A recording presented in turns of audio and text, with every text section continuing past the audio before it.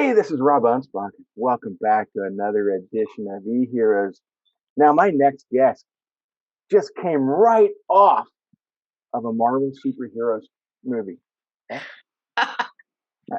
actually, I was at the Speakeasy in San Diego. I met this young lady, and within 5 minutes, I gave her a nickname, which I don't know if she liked it or not, but I was really impressed. She speaks four languages. She has an insurance agency in California, and she's a professional concert pianist, and she kicks butt. So welcome, Stela Roznovan, and thanks for being here. Thanks for having me, Rob. It's a pleasure to be here, and what an introduction. So you remember the nickname I gave you? Yes, the Black Widow. And It's actually not the first time I've gotten that. the funny thing is that when I heard that you spoke four languages, I'm like, I got to interview that person. And then as we started talking through the whole speakeasy and learning more about you and learning that you were in martial arts and doing the piano, professional pianist, and I was like, wow, it's just incredible, and you're less than 30 years old, so to me that is just the epitome of being a true entrepreneur. Well, thanks so much, Rob. Yeah, 30 is the age that I'm looking at as like the target. These are all the things I want to get done before I'm 30. When I get to 30, I'm sure it's going to be like 35 or 40. Yeah. But I've definitely been looking at 30 as a target. Now, when did you know that you wanted to be an entrepreneur? Because you spent what 15 years as a pianist, and you were you toured the world. Right, right.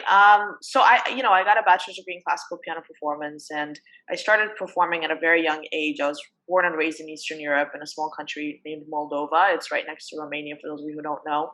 But that was my birth country, and that's where I grew up. So, back in the day, right after the fall of the Soviet Union, a lot of Eastern Europeans had to have like certain hobbies. I don't know, like, I went to music school, so you had to do a whole lot of things, it was just cultural. So my mom had me start playing piano when I was 7. And at first, we did not anticipate that I was going to be good at it, right? My piano teacher, my very first piano teacher, basically kicked me out of her studio because I was a really tough kid to work with. I always talked back, I was an angry little kid, and she basically said I wasn't going to be worth anything. So she kicked me out of her studio. And I was placed in another piano teacher studio that was a lot tougher. She could handle me. And she was the one who really developed me. So she put me on stage when I was 8 years old. I started to compete. I started to perform. I started to travel internationally. I would go to Romania, Bulgaria. I had competitions that were international, and I started to win. And at that point, when I started winning, that's when I really got intrigued.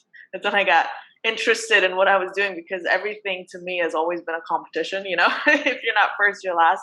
So competing and winning and touring was definitely something that got me going in that realm. And at that point, once I got really good at piano performance, I just kept it going.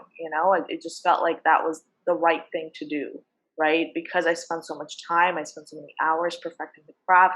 It just made sense to take that journey, to keep going with it. So I continued to play piano when I was in the States already. In 2006, we moved to the US. I continued with the performances and the competitions nationally. Then I started to travel back into Europe, for festivals and things like that. Got a degree in classical piano performance, and then moved to LA looking to pursue film scoring. So at some point, as a pianist, unless you want to dedicate your life to teaching, there's not really that much of a path there beyond a certain point, right? And I hate teaching. So I knew that wasn't going to pan out for me. So I moved to LA with the hopes of going to USC to do film composition. That's what film scoring really is. And I got into their 1-year program. They don't do master's degrees for that. They do graduate certificates. So I got in, but it was like 55,000, for the 1-year program. And so, at that point, I realized I don't think I want to put myself in that kind of debt, right? I think it's cultural for us to do that, but it wasn't something that I was willing to do because I didn't love it enough, right? And people ask me all the time, do you regret moving away from music and getting into business and, becoming more of an entrepreneur. And I don't regret it. The reality is that if I loved it enough, I'd still be doing it. I loved it to the extent that I did. And then beyond that, I grew out of it. I still play, not like I used to, of course, but I still play.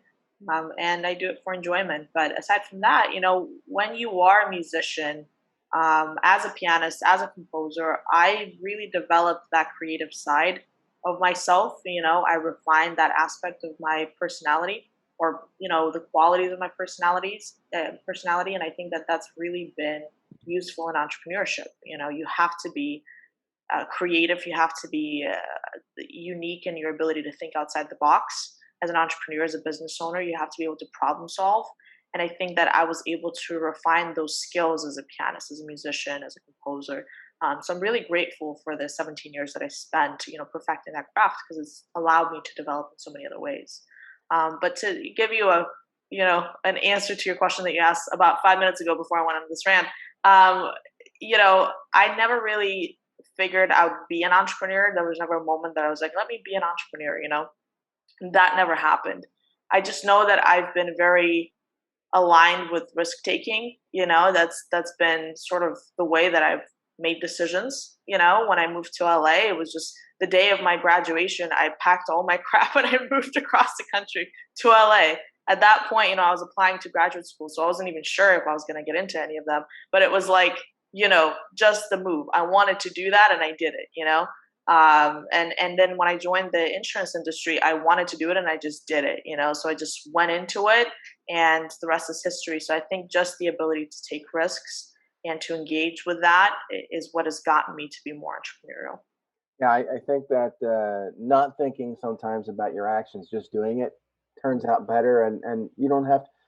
I notice so many entrepreneurs, they will think about a situation for so long, they'll Yeah. talk themselves out of it.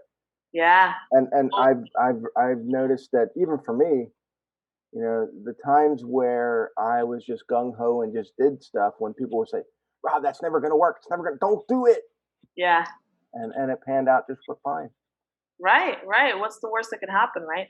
We have too many overthinkers and not enough overdoers, right? Mhm. So the world needs more overdoers.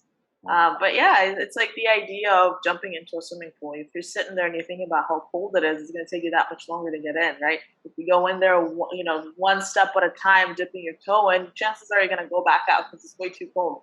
If you just cannonball into it, you're fine, right? Your body adapts. Yeah. So what's the worst that could happen, right? I think that when we don't go off on certain ventures and certain journeys, and I get worried about certain ideas that I have. I've been working on this app that I want to develop. I've been working on an e-commerce brand, and yeah, every other day I'm like, oh my gosh, am I wasting my time? Am I wasting my money? Am I throwing it into the wrong things? Like, because all of that needs time and needs funding, right? So yeah, I have those thoughts all the time, but the alternative is, if I get to a certain point in my life, I'm on my deathbed and I'm thinking of all the ideas that didn't come to reality because I was too scared to do it. That's going to be a little more unfortunate than doing something that doesn't pan out, right? So Mhm. that's the way that I think about it. You take any of your lessons that you learned, being a concert pianist, into your entrepreneurial world? Oh yeah, absolutely. Um, Piano performance develops you in so many different ways.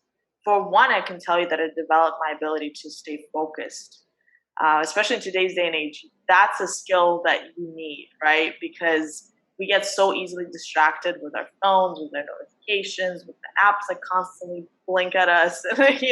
So for me, just the ability to focus for 3, 4, 5, 6 hours at a time on a given task has been so crucial in business, right? Um, in my industry, I started as a sales associate at first 4 years ago when I joined the company. So I just sold insurance, right? That's how I started. And I can tell you that that takes a lot of calls, right? You have to do a whole lot of calls. You have to do a whole lot of appointment setting and sales and things like that. And I can tell you that when I was a brand new associate, I could sit there in the corner making my dials for hours at a time, where everybody else would give up after 15 minutes to have to go walk around and do whatever they got to do. And that was a distinguishing factor. That's why I was a top sales, performer from day one, just because I could sit there and concentrate on what I had to do and nothing could distract me. right? So just that skill, that ability has been crucial to my success in business, in entrepreneurship, right? But other than that, I mean, my retention is significantly better than it would be if I wasn't a pianist. I had to memorize 150 pages of music, and go on stage and perform for over an hour. So when you could do that, you could probably do anything, really. I have near photographic memory because of it. So those are some of the skills that I've acquired as a pianist that I wouldn't otherwise have. And they're so applicable and necessary in every industry, right? So those are the ways I can still picture you in the corner making phone calls. Yeah. There's still a joke going around about how I used to be in like my little corner making my dials and nothing to distract me. That would drive me nuts. No. After 5 minutes I'd be going, nope, I quit. Not easy.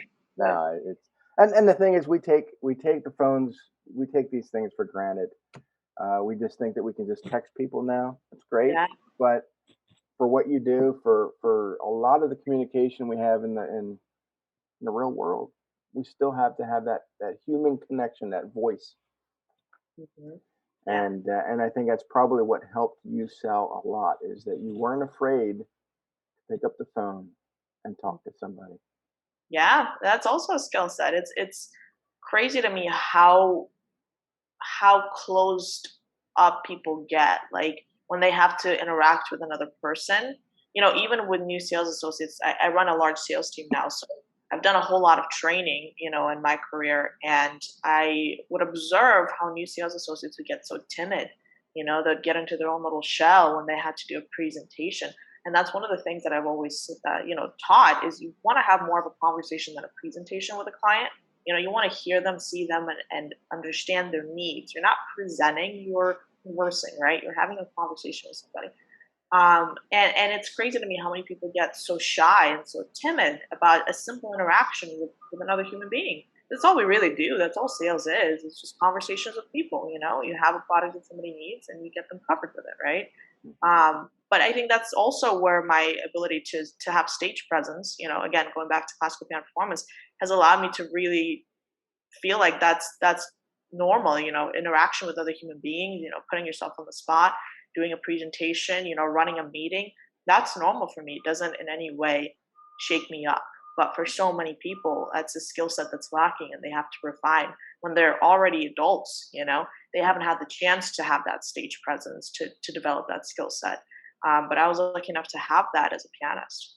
Yeah. Has there been any client or speaker mentor that's really shaken you up? I've been a very big fan of Brandon Burchard for quite some time. I'm not sure if you're familiar with Brandon Burchard, but he's a high performance coach. And I've gone to, I want to say 4 of his high performance academies, at least 3, but I think it might have been 4. And it's basically a seminar that he puts together where entrepreneurs, business owners, successful people for the most part go and get to sort of refine themselves, right? It's called High Performance Academy. So you get to become more of a high performer, right? So I've been a fan of his. I've also been a fan of Grant Cardone to a degree when it comes to sales. He's very good at, sort of, I don't know how to put this in a different way, but conquering your inner bitch. I hope it's okay to curse on your podcast. Like he's good at getting you to conquer your inner bitch. Like he gets in your face if you listen to one of his podcasts or you watch one of his YouTube videos. The way he walks around, the way he talks, his tone of voice, his pacing. There's a lot to learn from that, right? In sales, like he's a sales professional. So he's been somebody that I've listened to, and I've read his books. I've followed him, just because he's good at sales and he's very good at getting you to be more aggressive.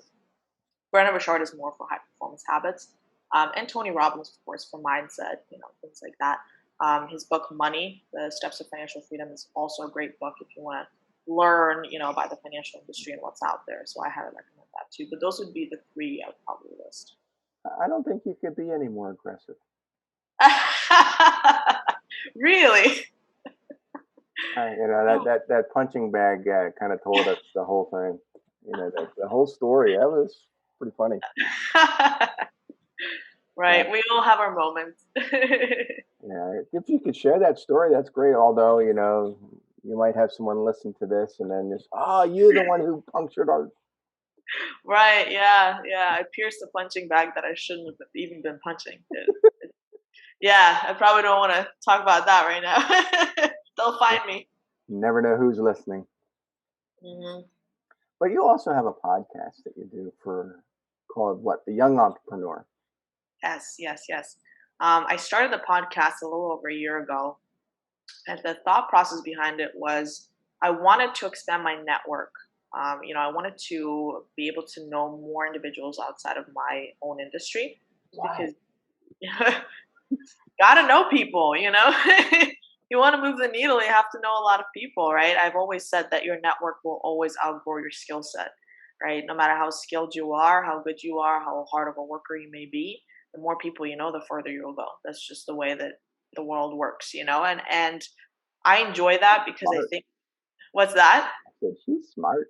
I enjoy that because I think that cooperation, collaboration yields great things, and I think that more of us should be more open to collaborating, right? I Mhm. mean, that's how our species survived through the harshest winters, being in tribes and collaborating. The altruism is what really wins and moves the needle, right?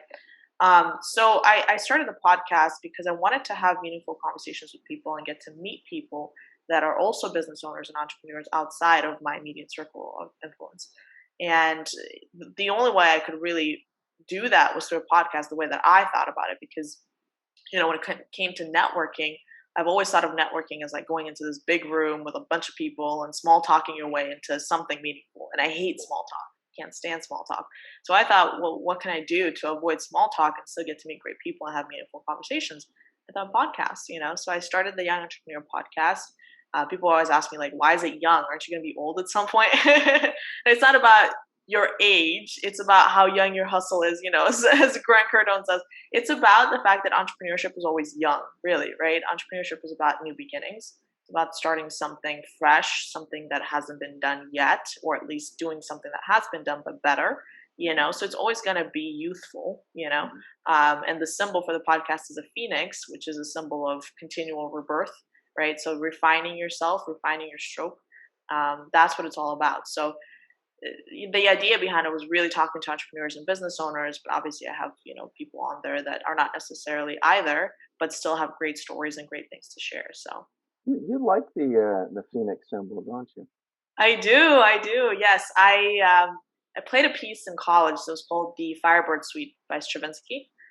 One of my favorite pieces of music of all time. It was actually a ballet at first. So there's 8 suites in the ballet, and the piano version that I played was transcribed by Guido Agosti, and it only had the last 3 movements in there. So the first movement is destruction, basically. The second movement is death, and the third movement is rebirth. And it's a beautiful piece of music. If you Google me, Stela Roznovan, then Google Firebird Suite, you'll see me perform that Firebird Suite. And it's a phenomenal piece of work, and it was such an inspiring piece of music for me that idea of rebirth just kind of stuck with me. The phoenix, this idea of redefining yourself, of this continual reinvention, this continual rebirth, it just stuck. So that was kind of the beginning of where the phoenix came from. Was that piece that I performed, and it was probably one of my best performances of my career. Was the Firebird Suite for one of my finals in college, and I performed it many times, but that specific performance, that I remember. I got a standing ovation for it. I won Student of the Year for that. It was a big deal. It was a huge performance, and it's a very difficult piece too. So mastering that was, it was a one hell of an accomplishment for me. I think every entrepreneur needs, one thing that they can hold on to that kind of defines them into the future. And that's your moment right there. And now you're putting that symbol on things that help you remember how you felt then. Yeah, absolutely. Right. It just has so much meaning aside from, just redefining yourself from birth, also the idea of that freedom, like I've always been a fan of birds and heights. People get really sick when they're, up on a high skyscraper or a tall skyscraper. I don't. I love heights. I hate water. I hate the ocean, but I love heights. So crazy. Yeah. Talking about freedom though, you like to travel a lot, and I jumped on your Instagram and you were like all over the place. Yeah, I do travel. I do travel a lot, but it's just something that I feel we should do at a younger age. I think very often, what happens is you'll kind of live your life and do whatever you have to do, and then get to a certain point where you get to travel and you get to do what you want to do and things like that. I've always felt that we do what we have to do in order to do what we want to do. You have to live your bucket list, not your to do list. That's been sort of the way that I've thought for quite some time. So that's kind of what I try to do is just, travel while I can, and explore the world and see what's out there. That's something that I really enjoy. Where do you like the best? I mean, is there a particular area? Honestly, No, it's all it, different. anywhere really. Anywhere is a new place, a new culture, something new to experience. I went to Italy several times, and every time I go to Italy, every place in Italy is different. Yeah. It's the same country, but it feels like a completely different place, just because there's so many different geographical areas. You got like the northern aspect, like the northern part where it's the Alps, and it's totally different than the southern area of Italy. So that's one of the countries that I'd go to a million times and never get tired I of mean, it. I love Florence. I love Rome. I didn't care for Venice at all. Um, Really? I was in Assisi, and that's really nice. Although it's like half a day, you're done and you've seen it all. To the next place, but Venice to me it was kind of like San Diego was when we were there. It smelled like urine everywhere. Uh, Really? I enjoyed every part of it. Yeah, Venice was beautiful to me. I don't know. I mean, I was only there for about a day. Like we didn't really stay there long. We just kind of traveled through it. But yeah, I loved it while I was there. yeah, and it's nice, but I wouldn't want to live there. Yeah. It's Yeah, flood every time. Mm-mm. definitely. So no, but so what prompted you to go to Speakeasy? Now, a lot of the listeners know that I've mentioned Speakeasy a couple times. I've had Steve Sims on the podcast. I've had Henry Sims on the podcast, and the Speakeasy is one of those great mentor, not mentor, networking events where you can go and learn and collaborate and but this was my second time, and I don't know if it was your first, second, but I met a lot of new people this time around. Right, yeah. Um, well, the idea behind it is really getting to network with people that could fill in the gaps for you. For me, one of the things I've been looking for is a co-founder for my app, right? Because I don't know how to develop software. I don't know how to do any of that. So I need a co-founder that would be able to do that, that could fill in the You can void. do everything. Come on, Yeah, I could Google my way through everything almost. When it gets a little too complex, I try to, find somebody who knows what I don't know. But that was the idea of the speakeasy for me, is just getting to meet people who are a whole lot smarter than me and, a whole lot more accomplished, or at least in other areas. If I know something, I'm sure somebody else knows something that I don't know. So that was the idea behind it, just getting to meet people and network with people who have that ability, right? Who can help you in areas that you're unfamiliar with. so what's next for you? I mean, you've already conquered the world. You speak all these languages, and I mean, you've already topped the Marvel stuff. So what else is there? One of my favorite quotes is "Go as far as you can go. When you get there, you'll be able to see further." Right. So right now, I'm in a position where my insurance business is thriving. We're doing very well. We're continuing to grow every single month. Production's high.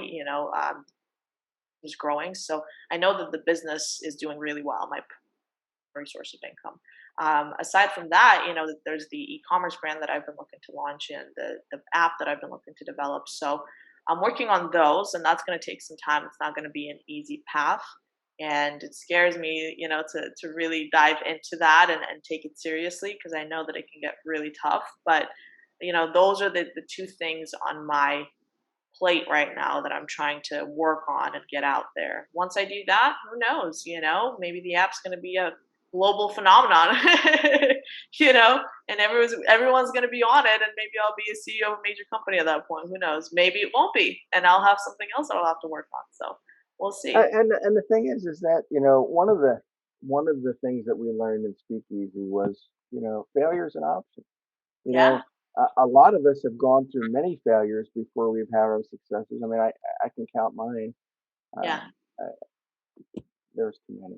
I'm not going to share yeah. them all, but um, they make us stronger. Yes. And you are one of these people that you welcome failure, you embrace it. You're like, come on, let's do it, and you just move on. You don't think about it. You just it doesn't phase you. Yeah, yeah. Well, Steve Sims always says, lean into failure, right? You have to lean into failure because that's what great entrepreneurs and successful business owners do. Um, Failure is something that allows you to grow. We don't really learn from our successes, as much as we want to. We really don't because we party too hard when we're successful. But it's the failure that really defines you, right? Not defines you, but refines you, as Steve says, Hmm. in a way, right? It gets you to go to the next level. So I find failure to be part of the process. Um, when you do fail, it doesn't necessarily feel good, but it's a point in time that allows for a lot of reflection. And I don't know if a lot of people do this, but I talk to myself a lot. So when I go through certain moments, where I failed or I've, in one way or another lost something or part of my business is suffering, I do a lot of, self talk. Like I have conversations with myself and I start to ask myself questions that get me to grow. So it's those interactions with myself that I actually enjoy.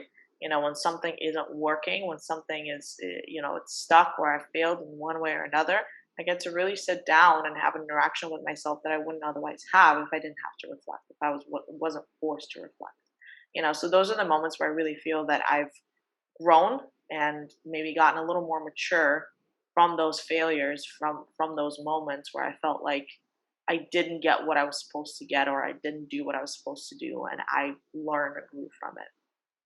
So where do people go? Where can they visit to learn more about you? Yeah, so the Young Entrepreneur Podcast is one avenue. So we wrapped up season 2 recently. We're going to have season 3 come out very soon. So that's one way that you can sort of follow me and listen to me. Another thing is you can always find me on the social media. As much as we hate social media, we're all on it. So it's at Stela Roznovan, Stella with one L. You can just follow me on there and see all my travels. And I post videos on there about business ownership and entrepreneurship as well. So hopefully that's valuable to people. And you have a website you want them to Oh, go to? yeah. Yeah, also my website. Yeah, thanks. Duh. So it's stelarosnovan.com. Easy. stelarosnovan.com, Stela Roznovan on Instagram, and The Young Entrepreneur. And Even if you look I'll at Stela post Roznovan, the URL below so you guys can sweet. see it. And yeah, see, this is what makes Stella an e-hero because well, besides the whole Marvel stuff and the Black Widow stuff, the 4 languages. I mean, I could go on and on and on.